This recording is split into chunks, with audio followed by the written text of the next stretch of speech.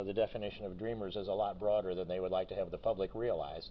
Essentially, anybody under the age of 35 that asserts that they came into the United States under the age of probably 16, those ages vary a little bit too, they want to give them a path to citizenship or citizenship in that universe. I say that if you reward people for breaking the law, you get more law breakers.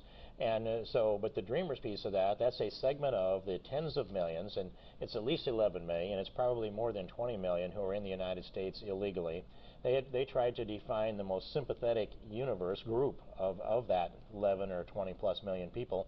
That's the dreamers. And of them, they found out that once we understand who that group is, up to 35, then they narrowed it down again to an even more sympathetic group of that, a subgroup of that, and that is those who they had to have lied to get into the military. We don't put illegal immigrants into the United States military. We do put legal immigrants in, and we should. So those who have a green card, who have a path to citizenship, they're welcome to join the military, and I applaud that and support it.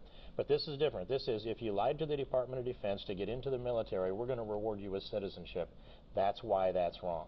And I don't think they can defend that once the American public understands what they're trying to do. Plus, we're downsizing the military, so that means it's actually harder to stay in the military if you're in. It's harder to get into the military if you want to enter. It isn't that we have to hire mercenaries to put on a uniform.